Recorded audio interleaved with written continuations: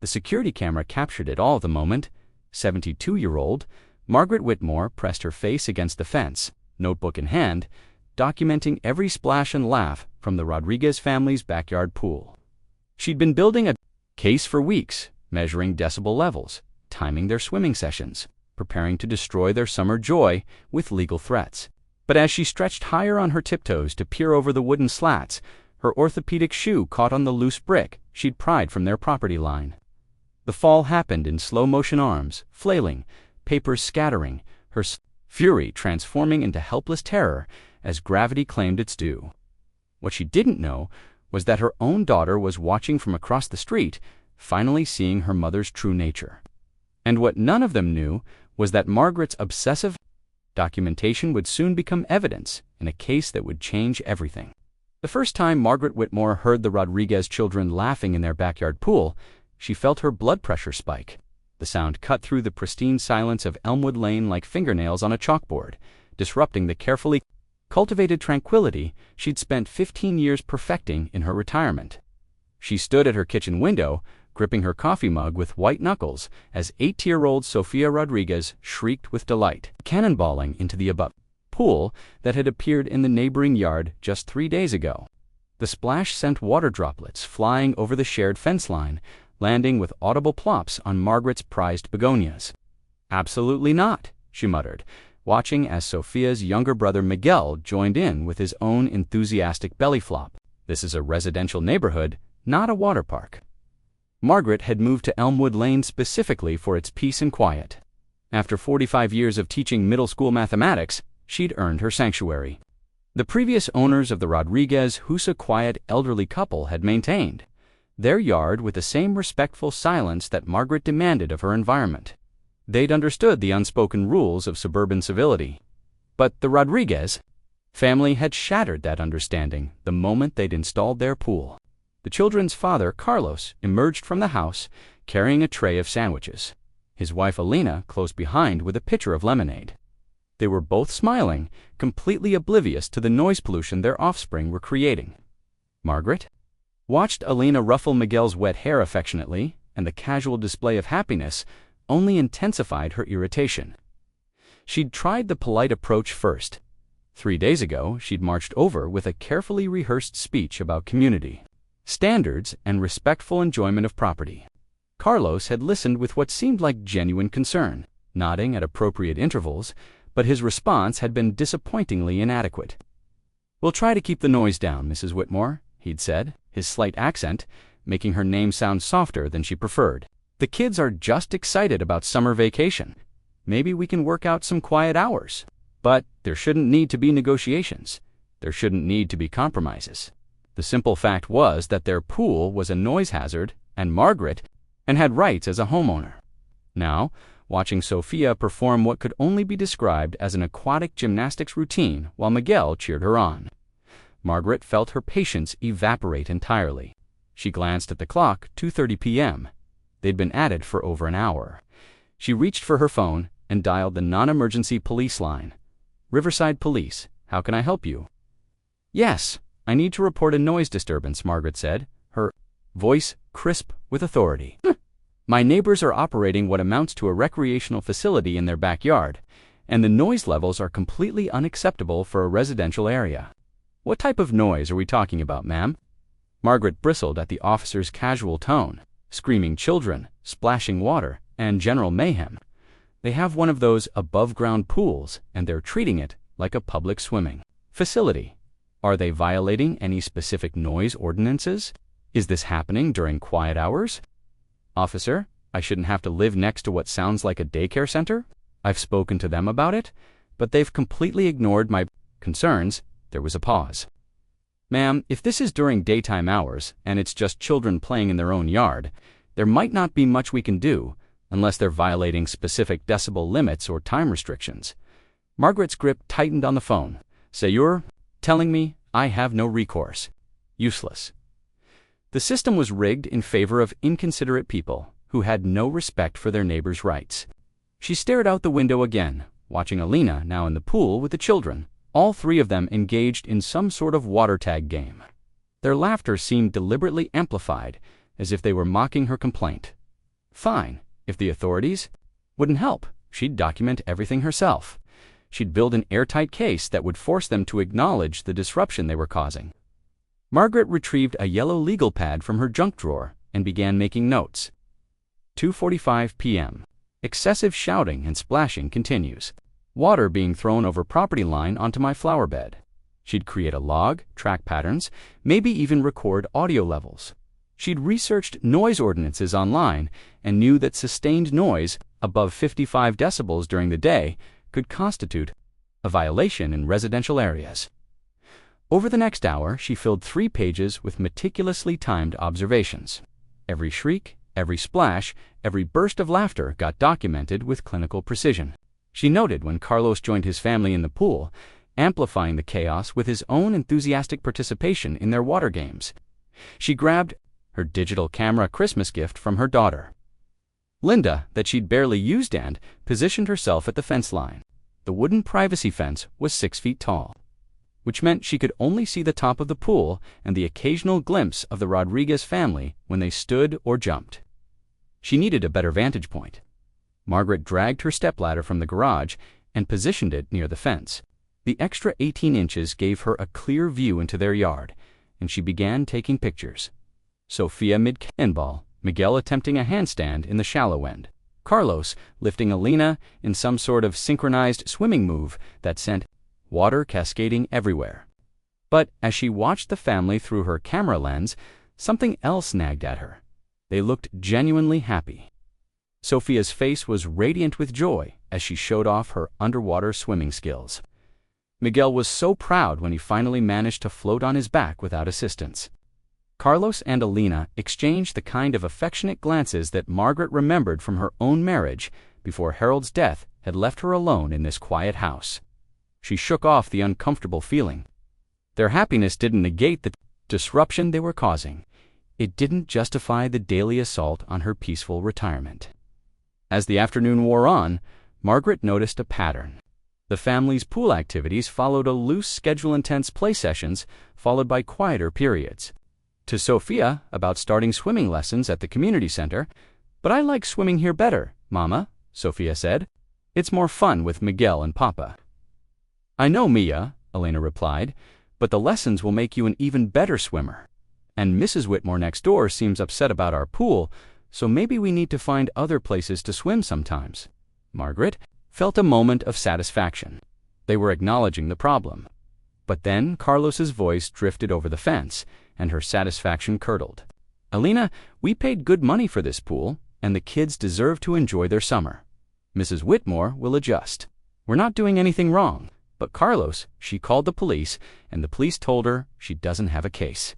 We're being reasonable. We don't swim early in the morning or late at night. We're not throwing parties. We're just a family, enjoying our backyard." Margaret's jaw clenched. How dare he dismiss her concerns so casually? How dare he act like her? Comfort and peace of mind were irrelevant. If reasonable requests and police complaints weren't enough, she'd have to escalate. She'd contact the Homeowners Association, research city ordinances more thoroughly, maybe even consult with a lawyer about nuisance laws. But first, she needed more evidence, better documentation, something that would make her case impossible to ignore. Margaret spent the evening researching noise ordinances and property rights online. She discovered that she could purchase a decibel meter to measure exact noise levels. She learned about reasonable enjoyment laws and found several cases where homeowners had successfully sued neighbors over pool-related disturbances. By bedtime, she had a plan. Tomorrow, she'd begin a systematic campaign to document every aspect of meter and a pair of high-powered binoculars. The elderly cashier smiled at her purchases with curious politeness, but Margaret didn't offer explanations. This was war, and wars required proper equipment. It had been for days since her initial complaint, and the Rodriguez family had shown no signs of reducing their pool activities. If anything, they seemed to be swimming more frequently, as if deliberately flaunting their disregard for her concerns. Yesterday, they'd even invited another family over, the Johnsons, from 3 houses down, turning their backyard into what could only be described as a neighborhood water park. The noise had been unbearable. Children shrieking, adults laughing, the constant splash and churn of bodies moving through water. Margaret had documented it all, filling 7 pages of her legal pad with timestamps and detailed descriptions of each disturbance. Now, armed with professional-grade surveillance equipment, she'd build a case so comprehensive that even the most incompetent city official would be forced to take action. Back home, Margaret positioned her new decibel meter on her back patio table and waited, at exactly 10:30 a.m., right on schedule. She heard the familiar sound of the Rodriguez's sliding glass door opening. Sophia and Miguel's voices carried across the yard, bright with anticipation. "Last one in is a rotten egg," Sophia shouted, and Margaret watched the meter's digital display spike to 68 decibels. She grabbed her legal pad and wrote, 10:31 a.m. Child screaming reaches 68 decibels, 13 decibels, over acceptable residential limit. Through her new binoculars, Margaret had a crystal-clear view of the entire Rodriguez backyard. She could see Alina arranging towels on their patio chairs, Carlos testing the pool's water temperature with his toe, and both children bouncing with excitement on the pool's edge. The binoculars were powerful enough to read the expression on their faces, and what Margaret saw there made her stomach clench with an emotion she couldn't quite name. Pure joy, the kind of uninhibited happiness that she'd once known herself, before Harold's death had left her alone with nothing but silence and routine. She shook off the feeling and focused on documentation. The decibel meter registered a steady 55 to 60 decibels during their moderate play, spiking to 70+ whenever someone cannonballed or the children engaged in their more enthusiastic games. At 11:15 a.m., Margaret noticed something that made her pulse quicken with vindication. Carlos was speaking animatedly on his phone while pacing near the pool, occasionally gesturing in the direction of her house. She adjusted her binoculars and read his lips as best she could. ... neighbors ... complaint ... reasonable people ...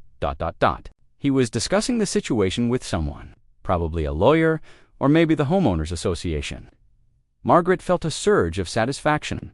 Her complaints were being taken seriously enough that they were seeking professional advice. But then, Alina appeared at Carlos's side, and Margaret watched their body language shift. Alina placed a calming hand on her husband's arm, and their conversation became more intense. Through the fence, Margaret could hear fragments. ... Not going to be bullied. ... Kids deserve to have fun. ... Property rights. ... Bubble quotes. Margaret's satisfaction evaporated. They weren't seeking advice on how to accommodate her concerns. They were strategizing against her. Fine, if they wanted to escalate, she'd show them what real escalation looked like. Over the next hour, Margaret documented 17 separate noise violations, 3 instances of water splashing onto her property, and what she determined to be excessive use of pool equipment during residential quiet enjoyment hours. She photographed water droplets on her fence, measured the wet spots on her side of the property line, and even collected samples of the chlorinated water in small containers. At 12:45 p.m., something happened that made Margaret's blood run cold. Sophia Rodriguez climbed out of the pool and walked directly to the fence line, the spot where Margaret had positioned her stepladder yesterday. The 8-year-old pressed her face against the wooden slats, peering through a small gap between boards. "Papa," Sophia called out, "I can see into Mrs. Whitmore's yard from here. She has a ladder by the fence." Margaret froze. The child had discovered her surveillance position. Carlos walked over to where Sophia stood, and Margaret watched through her binoculars as he examined the fence line carefully. His expression grew serious as he spotted the stepladder marks in the dirt on Margaret's side, the small gaps between fence boards that provided sight lines into their yard, and the flattened grass where Margaret had positioned her equipment. "Alina," Carlos called, his voice carrying clearly across the yard. "Come look at this." Alina joined her husband at the fence, and Margaret watched their whispered conversation with growing dread. Carlos pointed to various spots along the property. Line, and Elena's face shifted from confusion to concern to something that looked distinctly like anger. Margaret ducked below her patio table, suddenly aware that she was visible from certain angles in their yard. Her heart hammered as she realized the implications. They knew she'd been watching them. They'd discovered her surveillance operation. Through the wooden fence, she heard Carlos's voice, louder now and clearly intended for her to hear. "Alina, I think we need to call the police. This level of surveillance isn't normal neighbor behavior." Margaret's mouth went dry. Call the police on her. She was the victim here. She was the one whose peaceful retirement was being destroyed by their inconsiderate noise pollution. But as she crouched behind her patio table, clutching her binoculars and legal pad, Margaret had a moment of uncomfortable self-awareness. How would this look to an outside observer? An elderly woman with professional surveillance equipment, systematically documenting and photographing her neighbor's family activities. She pushed the thought away. Context mattered. She was protecting her rights as a homeowner. She was documenting legitimate grievances through legal means. Margaret crawled back into her house on her hands and knees, staying below the window line until she reached her kitchen. Once inside, she peered carefully through her blinds to see what the Rodriguez family was doing. Carlos had his phone out again, but this time he was taking pictures. Pictures of Margaret's stepladder marks, pictures of the fence line, pictures of the sight lines from his yard into hers. He was building his own documentation case. Alina had gathered the children, and Margaret could see her explaining something to them in serious tones. Sophia and Miguel kept glancing toward Margaret's house, their earlier joy replaced by something that looked like confusion and wariness.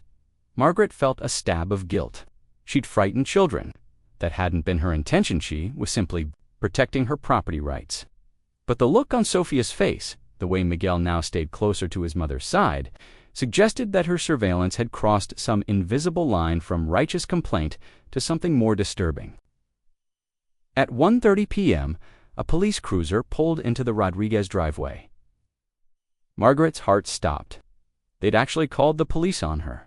She watched through her blinds as Officer Martinez, the same officer who'd responded to her initial noise, complaint, got out of his car and walked into the Rodriguez backyard. Carlos met him at the gate, and Margaret could see them engaged in serious conversation. Carlos showed the officer the fence line, pointed out the surveillance evidence, and handed over what looked like printed photographs. Officer Martinez examined everything carefully, occasionally nodding or asking questions.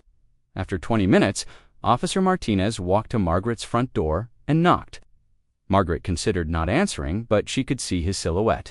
Through her frosted glass door panels, hiding would only make her look guilty of something.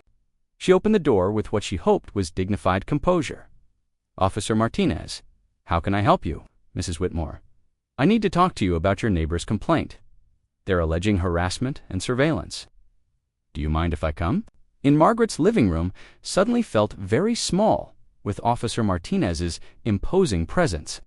He was younger than she'd expected, probably in his early 30s, with kind eyes that reminded her uncomfortably of her own grandson. "Mrs. Whitmore, your neighbors showed me evidence that you've been systematically photographing and documenting their family activities. They found surveillance equipment positioned to view their private backyard. Can you tell me about that?" Margaret lifted her chin defiantly. "I'm documenting noise violations and property damage. They've been operating a recreational facility in a residential neighborhood, and I have every right to protect my property values and quality of life." Officer Martinez pulled out a small notebook. "What kind of documentation are we talking about?" Margaret felt vindicated.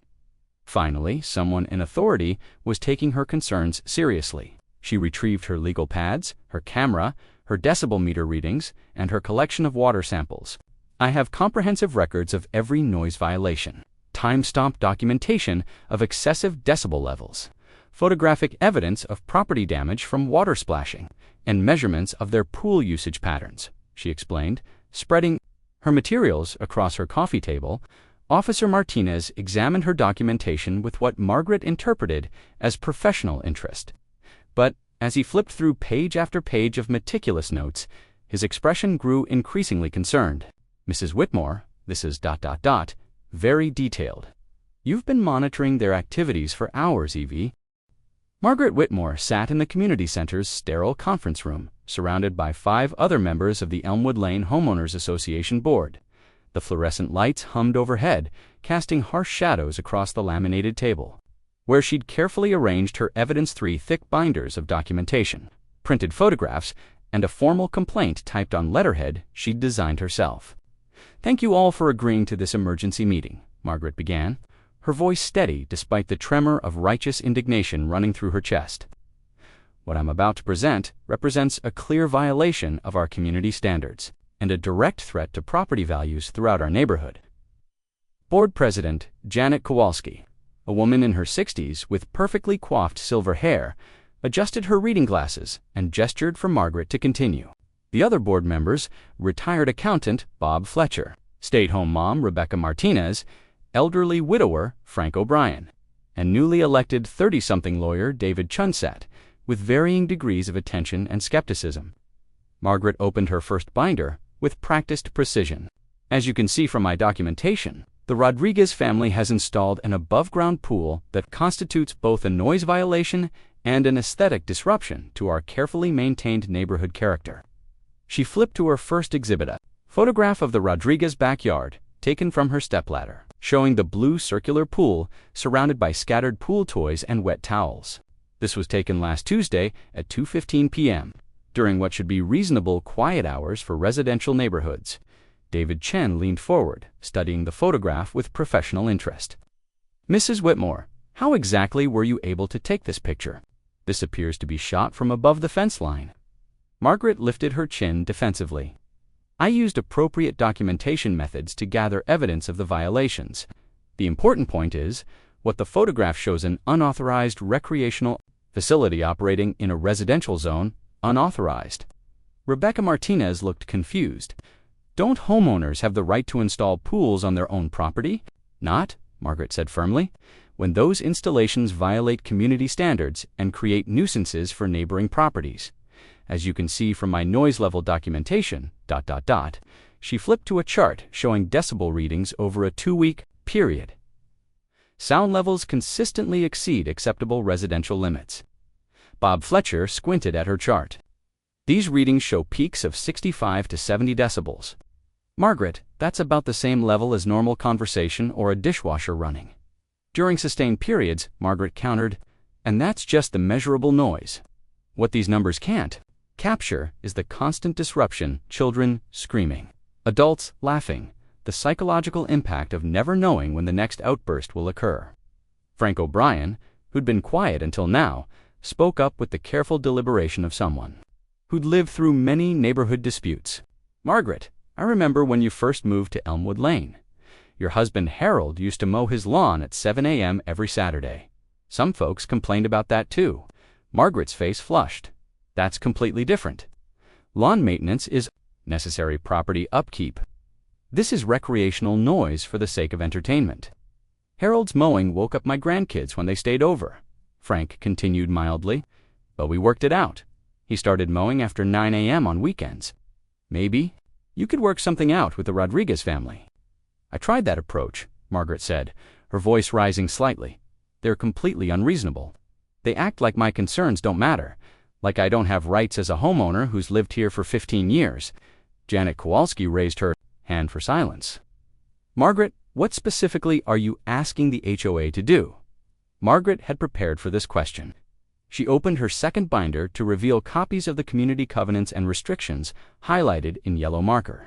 Section 4.2 of our CC&Rs specifically prohibits excessive noise that disturbs the peaceful enjoyment of neighboring properties.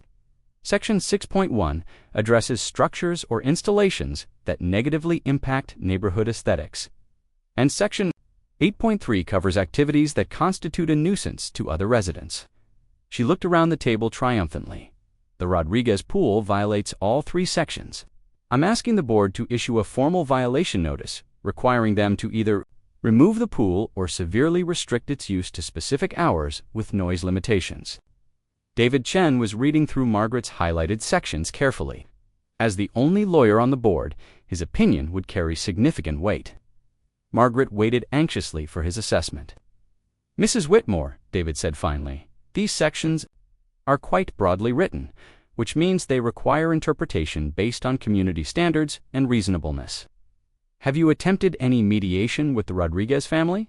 I shouldn't have to mediate my right to peace and quiet in my own home, Margaret replied sharply. They installed a nuisance. They should remove it or modify their usage to respect their neighbors. Rebecca Martinez shifted uncomfortably in her chair. Margaret, I drive past your house regularly, and I've seen the Rodriguez kids in there. Pool. They seem like a normal family just trying to enjoy their summer. My own kids would love to have a pool. Then perhaps you should move to a neighborhood zoned for recreational facilities. Margaret snapped, immediately regretting her tone. She needed these people's support, not their hostility. Janet Kowalski frowned at Margaret's response. That seems a bit harsh, Margaret. The Rodriguez family has every right to live here and enjoy their property, just like you do. Margaret felt the room's sympathy slipping away from her. She opened her third binder, her secret weapon. What about this? She pulled out a series of photographs showing water droplets on her side of the fence, wet spots on her patio stones, and what appeared to be chlorine damage to some of her plants near the property line. This represents actual property damage caused by their pool activities, water splashing over the fence line, chemicals affecting my landscaping. Constant moisture creating conditions for mold and mildew. Bob Fletcher examined the photos closely. Margaret, these look like normal water spots from sprinklers or rain. How can you prove this came from their pool? Margaret's jaw tightened. The timing correlates directly with their swimming activities. I have detailed logs showing the relationship between their pool use and the appearance of water damage on my property. David Chen was looking at Margaret with an expression she couldn't quite read. Mrs. Whitmore, how detailed are these logs? You mentioned something in his tone made Margaret hesitate. I've maintained careful records of all violations and their impacts on my property. What kind of records? Timestamps? Photographs? Measurements? Margaret realized she was walking into a trap, but she couldn't back down now. Comprehensive documentation, the kind that would hold up in court if necessary. David Chen exchanged a look with Janet Kowalski. Mrs. Whitmore, the Rodriguez family, contacted me yesterday. They're concerned about what they describe as surveillance and harassment from a neighbor. They mentioned systematic photographing of their family activities, observation equipment, and detailed monitoring of their private backyard time. The conference room went dead silent. Margaret felt her face burning with embarrassment and anger. They called you about me. They're also HOA members. Margaret, Janet said quietly, they have the right to bring concerns to the board. What concerns? Margaret's voice was shrill now. I'm the one being victimized here. I'm the one whose property values are being damaged, whose peaceful retirement is being destroyed by their inconsiderate noise pollution. Rebecca Martinez spoke carefully. Margaret, if you've been systematically photographing their children, I've been documenting violations. Margaret slammed her hand on the table. I've been protecting my rights as a homeowner, using legal methods of evidence gathering. Frank O'Brien shook his head sadly. Margaret, honey, I think you've gotten a little carried away here. These folks are just trying to give their kids a nice summer. And I'm just trying to protect the property I've invested my life savings in, Margaret shot back. The property I've maintained to community standards for 15 years, while other people moved in and decided the rules don't apply to them. David Chen closed Margaret's binders and pushed them back across the table. Mrs. Whitmore, the HOA covenants thoroughly. Nothing the Rodriguez family is doing violates our community standards. Above-ground pools are permitted. Daytime family activities are permitted. Normal levels of children playing are not considered noise violations under any reasonable interpretation of our rules.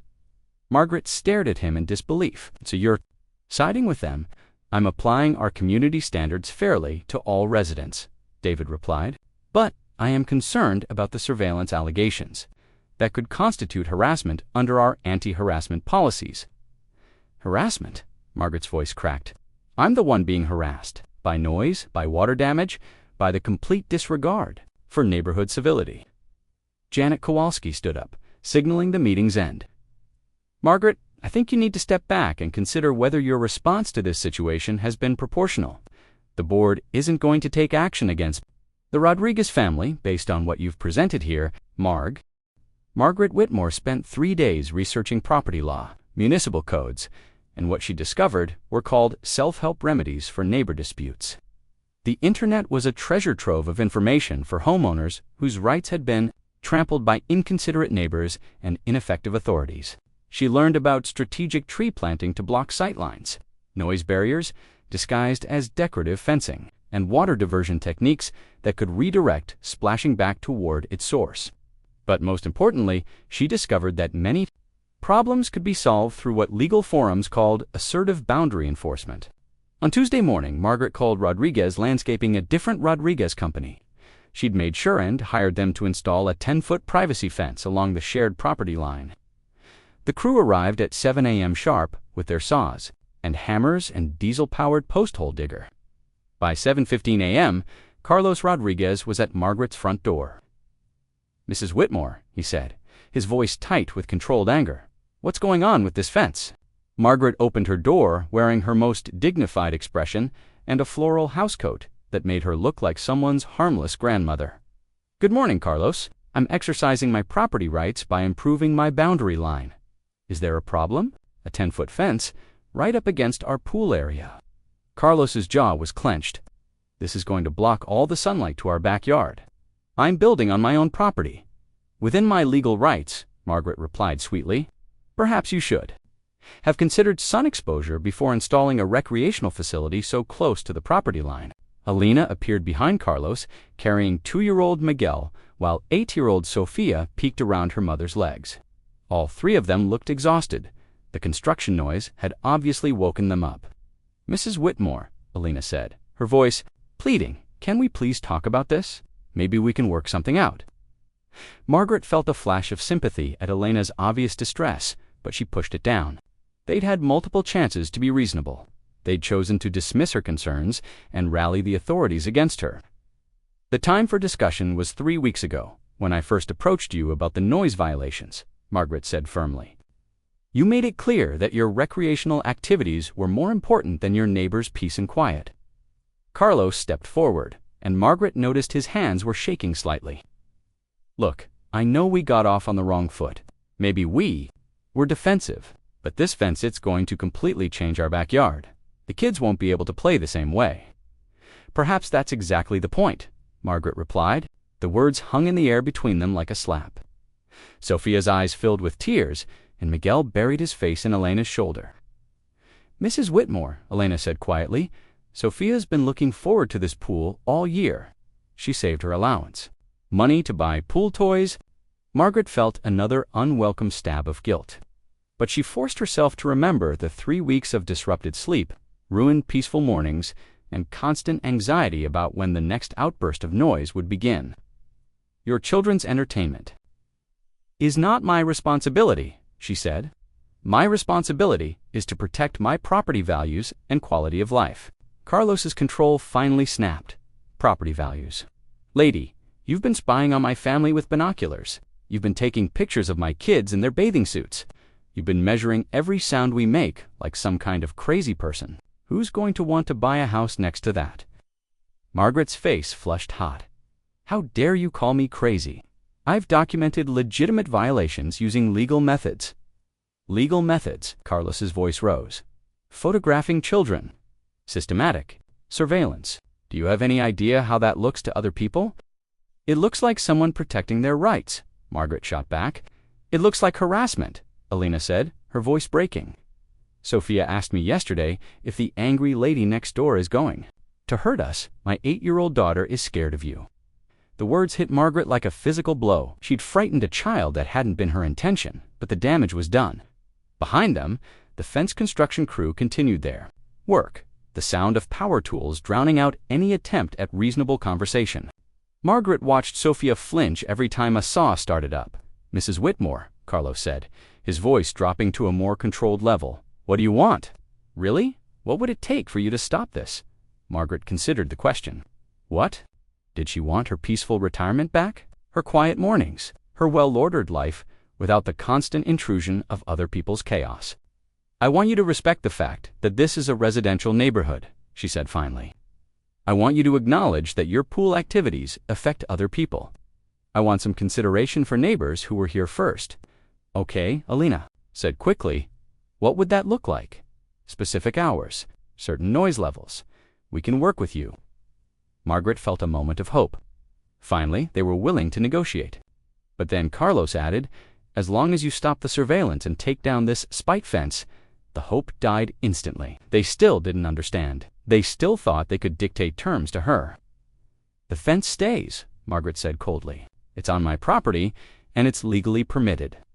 As for surveillance, I've simply been documenting the violations you continue to create." "Mrs. Whitmore," Alina pleaded, Please, can't we just be neighbors? Can't we figure out a way to coexist? Margaret looked at Elena's face, genuinely distressed, holding a frightened toddler, trying to mediate between her angry husband and the woman next door who'd made their lives miserable. For a moment, Margaret saw herself through Elena's eyes, a bitter, elderly woman using legal technicalities to punish a young family for the crime of being happy. The moment of self-awareness was devastating, but then Sophia started crying loud, gulping sobs that carried clearly across both yards, and Margaret's sympathy evaporated. Even now, even in the middle of this serious conversation, their children were creating noise that disrupted everything. "This is exactly what I'm talking about," Margaret said, gesturing toward Sophia. "Constant noise, constant drama, constant disruption." Carlos stared at her in disbelief. "She's crying because you're scaring her. She's 8 years old, and you're building a wall to block out her sunshine."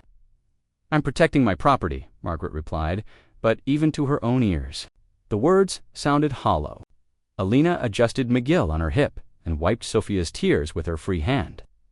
"Mrs. Whitmore, I need you to understand something. We're not trying to hurt you. We're just trying to give our children a good life.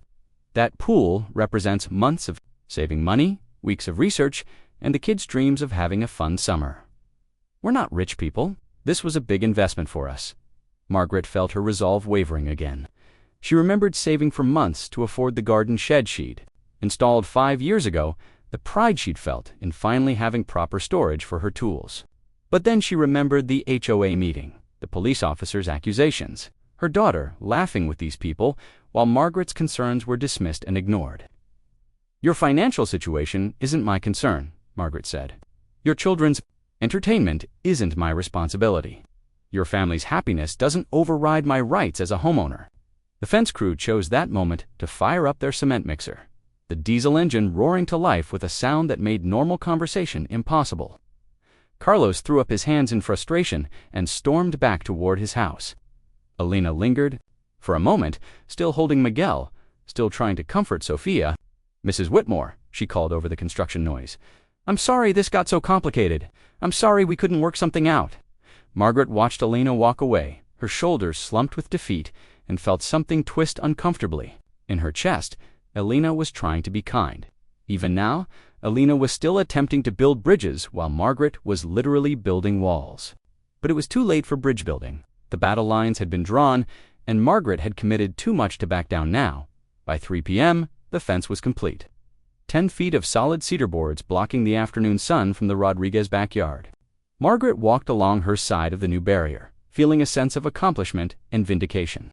From the other side, she could hear the Rodriguez family assessing the damage. Carlos's voice, tight with anger. "Look at this. It's like a prison wall." Elena's response, sad and defeated. "Maybe we can put up mirrors to reflect more light into the pool area." Sophia's small voice. "Mama, why does the lady next door hate us so much?" The question hung in the air, and Margaret found herself waiting for Elena's answer. "She doesn't hate us, Mia," Elena said finally. "She's just ... unhappy. Sometimes unhappy people try to make other people unhappy too." Margaret felt tears sting her eyes. Is that what she'd become? An unhappy person spreading her misery to others. But as she stood in her newly private backyard, finally shielded from the noise and chaos next door, Margaret told herself that Elena was wrong. She wasn't unhappy. She was protecting herself. She was standing up for her rights. She was refusing to be a victim. The 10-foot fence stood like a monument to her determination. Let the Rodriguez family figure out how to enjoy their pool in the shadows. Let them understand what it felt like to have their peaceful enjoyment disrupted. 3 days after the fence installation, Margaret Whitmore discovered that victory felt a lot like isolation. The 10-foot cedar barrier had indeed reduced the noise from the Rodriguez backyard, but it had also blocked the morning sun from her kitchen window and cast her garden into premature shadow by 4 p.m. Her prized begonias, which had thrived in the eastern light for 15 years, were already beginning to droop. More unsettling was the silence. Margaret had gotten so accustomed to monitoring her neighbors' activities that the sudden absence of their voices left her feeling oddly disconnected from the rhythm of the neighborhood. She found herself pressing her ear to the fence, straining to hear what was happening on the other side. What she heard broke her heart. "Mama, can we swim today?" Sophia's voice, smaller than before, drifted through the wooden slats. "The water's too cold without the sun," Mia Elena replied. "Maybe later, when it warms up." "It doesn't warm up anymore," Miguel's voice, matter of fact, in the way children could be. "Not since the big wall." Margaret pulled away from the fence, feeling sick. She'd wanted to reduce their pool usage, but she hadn't intended to make it impossible for them to enjoy the pool at all. By Thursday afternoon, guilt was eating at her like acid.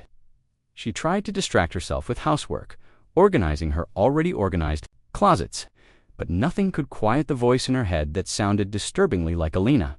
Sometimes unhappy people try to make other people unhappy too.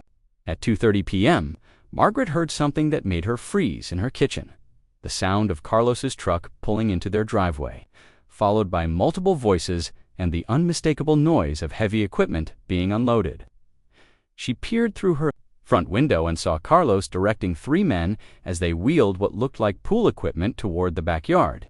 Her stomach dropped. Were they expanding their pool operation? Adding more noise-generating equipment? Margaret grabbed her stepladder from the garage and positioned it against her new fence. The extra height allowed her to see over the barrier into the Rodriguez backyard, where she witnessed something that made her breath catch. They were draining the pool.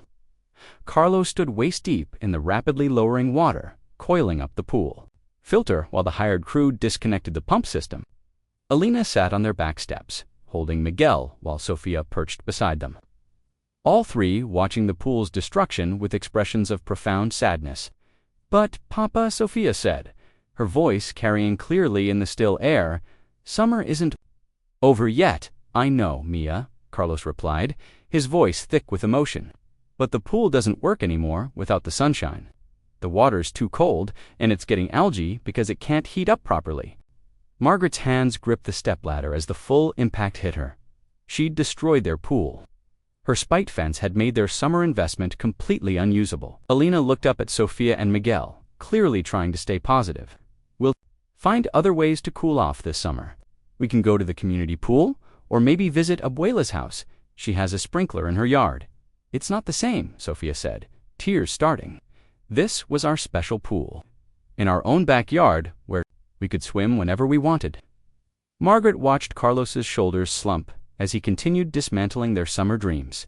The pool that had represented months of saving, weeks of planning, and countless hours of family joy was being reduced to deflated vinyl and disconnected equipment. She climbed down from her stepladder with shaking legs and stumbled back into her house. What had she done?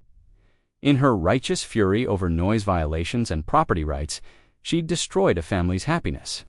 Margaret spent the rest of the afternoon pacing her living room, trying to justify her actions.